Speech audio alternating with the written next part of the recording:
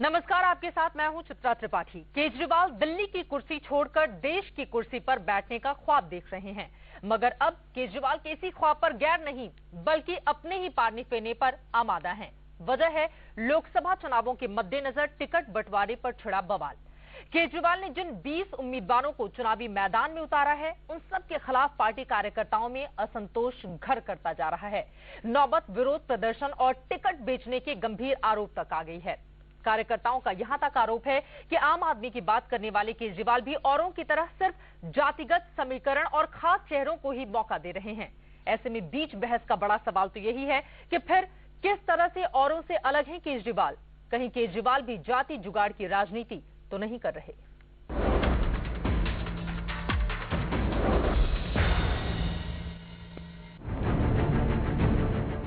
अरविंद केजरीवाल जी ने कहा था कि हर विधानसभा क्षेत्र से 100 लोगों से ये राय पूछी जाएगी कि किसे टिकट दिया जाए।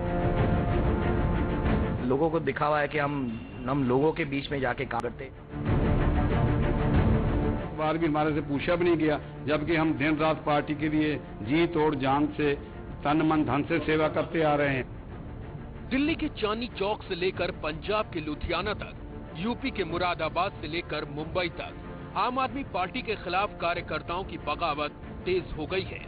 केजरीवाल पर आम कार्यकर्ताओं की अनदेखी के आरोप लग रहे हैं। टिकट बंटवारे को लेकर केजरीवाल पर खास लोगों को तवज्जो देने पर सवाल उठ रहे हैं।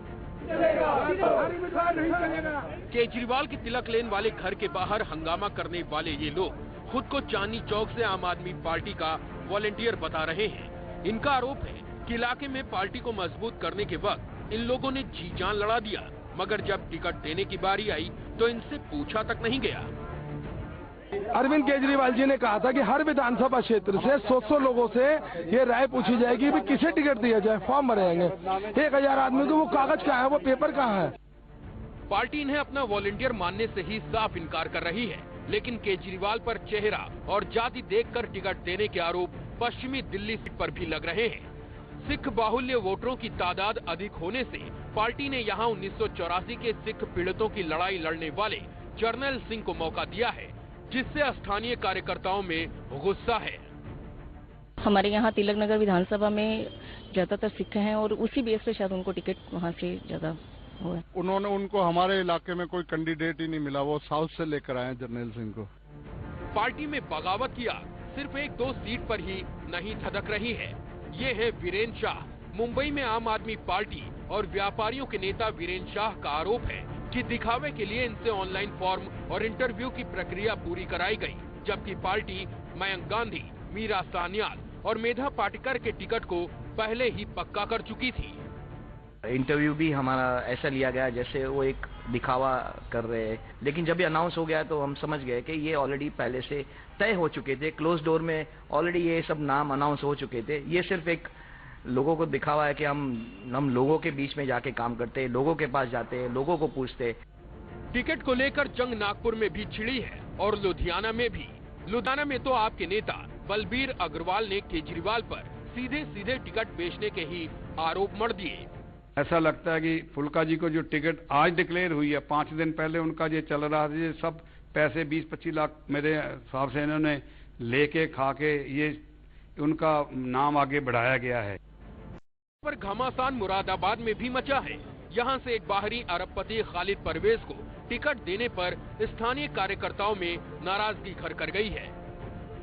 जो इतने बड़े जो कारखाने चला रहे हैं, जिनको इतना बड़ा उद्योगपति आदमी है, ये ऐसे आदमी आम आदमी नहीं हुआ करते। आम आदमी जो पार्टी टिकट दिया है खालिद परवेज को, ये गलत दिया है और पूरी तरीके से एक ऐसे व्यक्ति को दिया है जो बहुत बड़ा पैसे वाला व्यक्ति है। लोकसभा चुनाव के लिए टिकट बंटवारे पर केजरीवाल ने कभी कहा था कि वो हर सीट पर पार्टी कार्यकर्ताओं से जनमत संग्रह कराएंगे, मगर सच्चाई ये है कि टिकट देने के वक्त केजरीवाल ने हर जगह सिर्फ बड़े चेहरों को अहमियत दी है। ऐसे में आपके 20 मार्खा पर मचे बवाल के बाद बड़ा सवाल तो अब यही है कि क्या महज दिखावे के लिए केजरीवाल आम आदमी की सियासत कर रहे हैं? क्या केजरीवाल भी सियासी फायदे के लिए औरों की तरह जाति और जुगाड़ की राजनीति कर रहे हैं? दिल्ली से नेहा केसरी के साथ ब्यूरो रिपोर्ट, इंडिया न्यूज। और इन सब के अलावा सबसे महत्वपूर्ण सवाल ये है कि हर काम जनता से पूछकर होता है। अरविंद केजरीवाल ये ढोंग क्यों करते हैं, जब पहले से ही बंद कमरे के बीच नाम को डिसाइड कर लिया जाता है और उसके बाद उसका ऐलान भी कर दिया जाता है। जो 20 मार खां हैं वो सीधे सीधे सवालों के घेरे में हैं और इसी वजह से सवाल हमारा सीधा सा है कि क्या जाति जुगाड़ की राजनीति पर आमादा है अरविंद केजरीवाल। तमाम खास मेहमान हमारे साथ जुड़ चुके हैं जिनके साथ चर्चा की शुरुआत हम करेंगे। हमारे साथ मौजूद हैं दिल्ली बीजेपी के वाइस प्रेसिडेंट आशीष सूद जी, इसके अलावा कांग्रेस नेता अमृता धवन हमारे साथ दिल्ली से मौजूद हैं, एजाज खान आम आदमी पार्टी के नेता इस वक्त स्टूडियो में मौजूद हैं, टीना शर्मा आम आदमी पार्टी मेंबर और सोशल वर्कर। सबसे पहले एजाज आपसे मेरा ये सवाल है, नाटक क्यों किया जाता है, फिर दिखावा क्यों किया जाता है, ये ढोंग क्यों किया जाता है कि हम जनता से पूछकर टिकट का बंटवारा करते हैं? तो आप ये साफ कीजिए कि आज का जो मुद्दा है वो जातिवाद है या दूसरा मुद्दा है जातिवाद। अगर जातिवाद मुद्दा हमने डिसाइड कर लिया है, हमारा मुद्दा सब कुछ है, लेकिन महत्वपूर्ण मुद्दा ये है कि जाति पर आधारित राजनीति कर रही है जब आम आदमी पार्टी, तो वो दूसरों ये से खुद को आरोप बेहतर क्यों बता निराधार रही है। ऐसा कोई आपके पास प्रमाण नहीं है कि जाति देख के वोट रिपोर्ट दिए में जा आपने रहे हैं। सब कुछ देख लिया है, कुछ बताने की बिल्कुल जरूरत गलत है। क्या? अब आप ये देखिए कि अभी पुरानी दिल्ली की बात कर रहे हैं, अभी 2 दिन पहले आपके यहाँ प्रोग्राम हो रहा था, तो आपके जो लोग यहाँ पे जो पार्टिसिपेंट बैठे थे वो बोल रहे थे आम के जो आपके जो पार्टिसिपेंट है फिरोज साहब की, अब आपको क्यों ने दे दिया कि भाई अगर पुरानी दिल्ली में मुस्लिम वोट ज्यादा है, सबसे ज्यादा दिल्ली में लगभग 24% हो, जरूरी है कि मुसलमान को वोट दिया जाए। तो हमने तो इस बात को कभी नहीं स्वीकार किया है कि मुस्लिम बहुल इलाके में आपको याद दिला दूं कि ये सवाल बीजेपी की ओर से उठाए गए थे एजाज साहब, ये सवाल बीजेपी की ओर से उठाए गए थे। हमारा सीधा सा सवाल है, फिर आप दूसरों से खुद को अलग करने की बार बार कोशिश क्यों करते हैं? आप तो जबरदस्ती आरोप लगा रहे हैं। मैं आपको उदाहरण दे रहा हूँ, चांदनी चौक से आशुतोष जी वहाँ से चुनाव लड़ रहे हैं, वहाँ पर बनिया वोटों की तादाद अच्छी खासी है। कितने परसेंट मुस्लिम वोटों से ज्यादा है वहाँ पे? नहीं है, बिल्कुल नहीं है। आपके पास एक चीज और मैं क्लियर कर दूं कि आपने विधानसभा चुनावों में जितने भी मुस्लिम चेहरों को वोट टिकट दिए थे उनमें से कोई भी जीत हासिल नहीं कर पाया। दिल्ली पे वैश्य वोट से लगभग डबल है मुस्लिम वोट, लेकिन वहाँ पे कैंडिडेट की मिनाबिलिटी है जो आदमी ज्यादा जनता के बीच में जाना जाता है, कार्यकर्ताओं के बीच में। पश्चिमी दिल्ली से आपने जर्नैल सिंह को उतारा है, एक सेकंड पश्चिमी दिल्ली से जर्नैल सिंह को उतारा है, दिल्ली के भी नहीं है, उन्हें चांदनी चौक में जानता कौन है? What are you talking? I think you must stop. पश्चिमी दिल्ली में जर्नैल सिंह को भी उतारा गया है, धारा के ऊपर चलेंगे तो दिल्ली का कौन है? दिल्ली का कौन है? दिल्ली तो फिर अगर आप 1947 की दिल्ली पे जाएंगे तो पुरानी दिल्ली पर सिमट सकती है। फिर तो आप ये कहेंगे जितने पंजाबी हो सारे शरणार्थी हैं। आप इस संकीर्ण विचारधारा को आप आगे बढ़ा रहे हैं कि जितने आप किसको दिल्ली वाला बोलेंगे?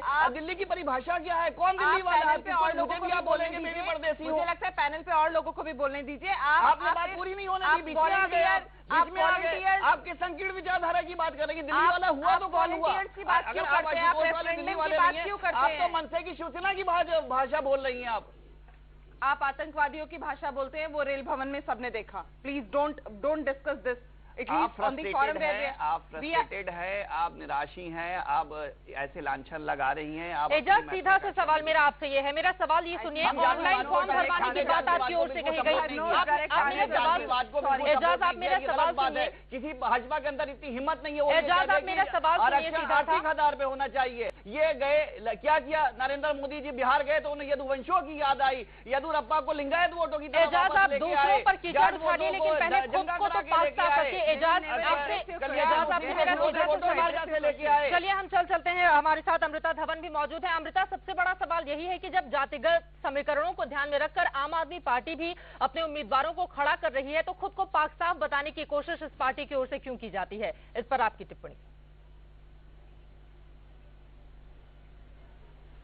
देखिए चित्रा, आज मैं कहीं पर थी तो मैंने कुछ 2 पंक्तियां पढ़ी जो कि बिल्कुल आम आदमी पार्टी के ऊपर शूट करती है कि आराम से चलोगे तो घर बार मिलेगा, जल्दबाजी करोगे तो हरिद्वार मिलेगा। इन लोगों के हालात इतने खराब हो चुके हैं कि जिस तरीके का इनका रवैया पब्लिक के साथ है, ये वादा करना कि हम रेफरेंडम के जरिए सरकार बनाएंगे, रेफरेंडम के जरिए जनता के पास हर मुद्दे पर जाएंगे, लेकिन आज जब एक कैंडिडेट का चयन करने की बात करते हैं और एक मुखौटा बनाया हुआ इन्होंने आम आदमी के नाम पर, तो क्यों ऐसा है कि आप आम आदमी तो छोड़ दीजिए, आप अपने पार्टी के कार्यकर्ताओं से पूछ लीजिए। कोई प्रोसेस नहीं है, कोई स्ट्रक्चर नहीं है, एक रैंडम तरीके से कैंडिडेट का डिक्लेरेशन कर रही है। हाईकमांड से होके आता है, आपको तो शर्म आनी चाहिए। आधार नहीं है इस तरह आरोप लगाने का। आप लोगों के वहाँ भी बंद कमरों के अंदर ही निर्णय होते हैं और ये आरोप खुद आम आदमी पार्टी के कार्यकर्ता लगाते हैं। एजाज, देखिए मैं हाई मॉरल ग्राउंड्स की बात करते थे, बीजेपी कांग्रेस से डायरेक्ट डेमोक्रेसी को प्रमोट किया आम आदमी पार्टी ने। आप लोगों को किसी के अंदर हिम्मत बनना चाहे, अगर बिन्नी साहब मुख्यमंत्री बनना चाहे, टीना साहब मंत्री बनना चाहे, तो हर आदमी तो मुख्यमंत्री मंत्री नहीं बन सकता। हर आदमी को किसी न किसी को महत्वाकांक्षा में दबाना पड़ेगा। हर आदमी बताइए दो तरह की डेमोक्रेसी है, पार्टिसिपेटरी भी है, डेलीब्रेटरी भी है, और दोनों तरीके से डायरेक्ट डेमोक्रेसी को लागू किया जाता है। और कार्यकर्ताओं और मैं चाहूंगी कि एक एक करके आप लोग अपनी बात रखें। एजाज एक मिनट टीना को सुन ले, एक मिनट टीना को सुन तो ले, वो अपनी बात रखना चाहती है। एक बार how you talking to a women on the channel, that's too disgusting. चलिए मैं आपके पास आती हूँ, लेकिन एक बार आशीष सिंह जी, मैं आती हूँ आप लोगों के पास, मैं आती हूँ आप लोग, आप रो रही हैं, जरा मेरी भी बात सुन लीजिए। टिकट नहीं मिलता है। मेरा एक सीधा सा सवाल है आशीष जी आपसे, ढोंग बार बार क्यों किया जाता है आम आदमी पार्टी की ओर से? अगर बंद कमरों के बीच ये लोग भी पार्टी के उम्मीदवारों के नाम पर डिसीजन लेते हैं और कमरे के बाहर आकर उसका ऐलान कर देते हैं, तो जिस पार्टी की ना तो कोई विचारधारा हो, ना कोई विजन हो, और ना उस पार्टी का कोई एक फॉर्मल स्ट्रक्चर हो जी, ऐसी पार्टी में तो इस तरह का ढोंग ही किया जाएगा। और ये लोग बार बार जो पहले से दावे करते थे, अभी आप एजाज साहब को भी देख रहे हैं, इनके पास जब किसी चीज का जवाब नहीं होता, इनके तमाम प्रवक्ता और तमाम वक्ता इसी तरह का अभद्र आचरण और चिल्ला कर गैर वाजिब बातें चैनल पर और आपके पास तो बिरमात है, पॉलिटिकल डिस्कोर्स का आप जाति का कार्ड नहीं खेल रहे हैं। साउथ में जाके दलितों की याद आ रही है। बाबा रामदेव जैसा आदमी कह रहा है कि मैं तो पिछड़े वर्ग से आता हूँ, एक सन्यासी होने लगी। आप किसी भी आप लोग अपने आरोप लगाइए, लेकिन जिस चीज को दूर करने का वादा करके दिल्ली की जनता को आप लोगों ने ठगा है, उसका जवाब आप खुद तो दीजिए। क्या आप लोग जातिगत आधार को ध्यान में रखकर टिकट का बंटवारा नहीं कर रहे हैं? मैं नाम दिखाती हूँ आपको, अगर हम ग्राउंड जीरो पर जातिगत समीकरण क्या है, इन बातों को ध्यान में रखकर 20 बड़े शहरों का एजाज एक सवाल का जवाब दीजिए। जो 20 शहरों का अनाउंसमेंट किया गया है, उनमें से आम आदमी कौन है, जरा इसके बारे में बता दीजिए आप मुझे। आम आदमी की क्या सारे खास शहरों को आप लोगों ने टिकट दिया है और आप लोग बार बार आम आदमी का व्रत लगाए रहते हैं। वही आम आदमी होगा, गरीब आदमी। और आम आदमी अरबपति करोड़पति गरीब है, कोई भी अमीर। आप बोलिए मत बीच में, फिर आप बोलना शुरू कर देंगे, एजाज आराम से आप अपनी बात रखिए। एजाज आराम से आप अपनी बात रखिए।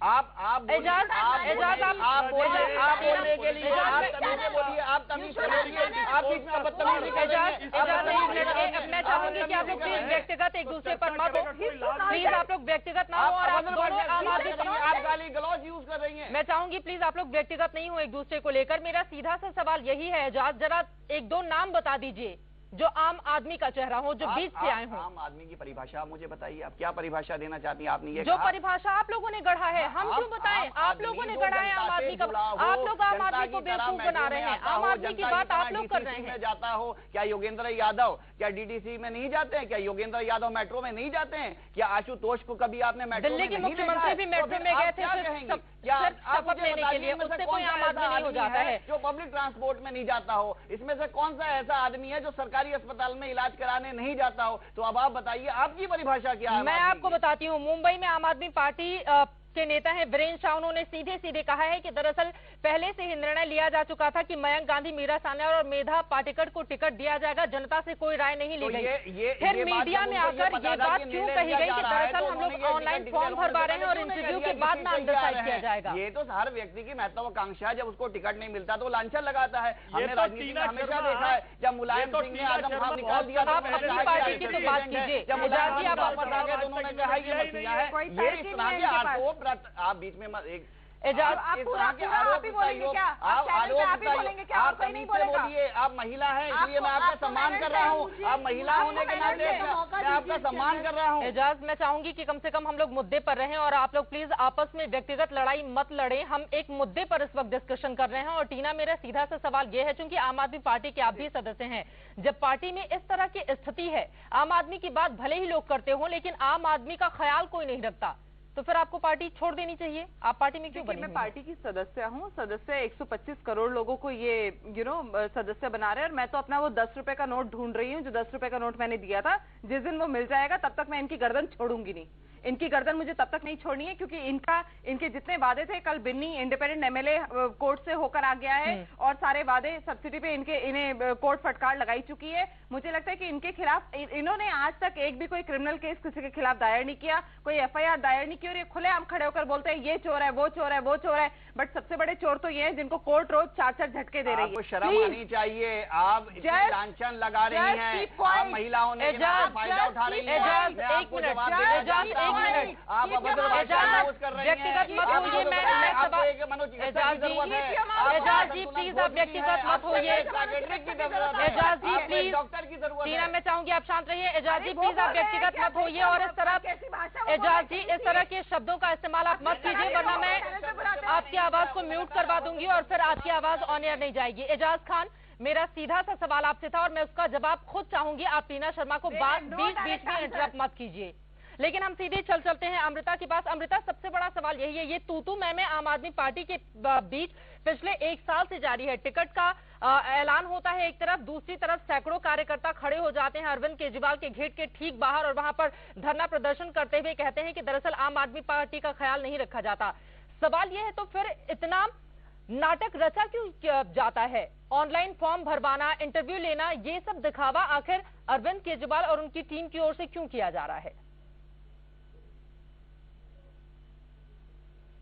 देखिए चित्रा, ये जो नौटंकी है, जिस तरीके से एक माहौल बनाना कि हम जनता की बात करते हैं, लेकिन जब प्रक्रिया के अंदर चयन की बात आती है टिकट को लेकर, तो अपने ही कार्यकर्ता को नाराज कर देना।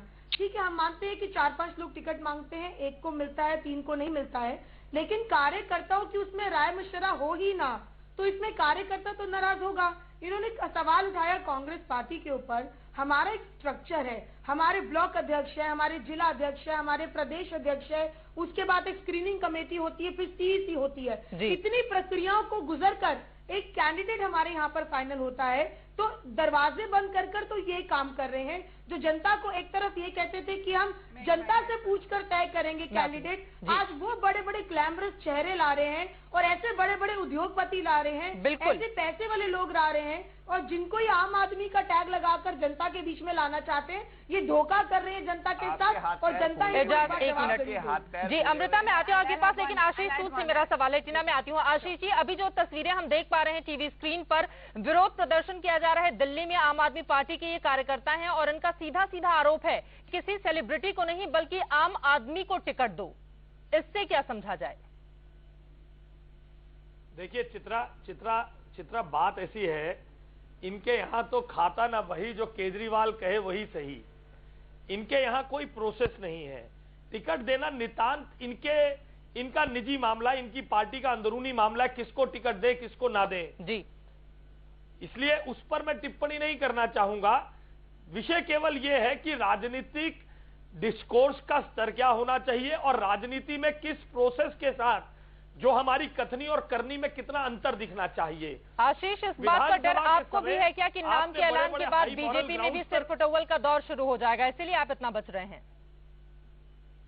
देखिए एक बात को समझ लीजिए, राजनीति में जहां 10 लोगों की एम्बिशन होती है, वहां पर लोगों में मतभेद होना स्वाभाविक है। मतभेद हो सकते हैं, मगर वार्ड स्तर से लेकर स्टेट लेवल पर होकर ऑल इंडिया लीडर्स हमारी पार्लियामेंट्री पार्टी में, पार्लियामेंट्री बोर्ड में बैठकर पार्लियामेंट के टिकट तय करते हैं। इनकी तरह किसी बंद दरवाजे में 4 आदमी भिजवा रहे थे, जिनका पता लगा तो जो केवल बीजेपी ने खबर को खारिज कर दिया था। चैनलों के ऊपर बैठे हुए, इतना झूठ बीजेपी अध्यक्ष राजनाथ सिंह ने खबर को खारिज कर दिया था जैसे ये खबर सामने आई थी। उन लोगों के ऊपर क्या विश्वास किया जा सकता है? अमृता कुछ कहना चाह रही है, मैं आती हूँ आपके पास। अमृता जी।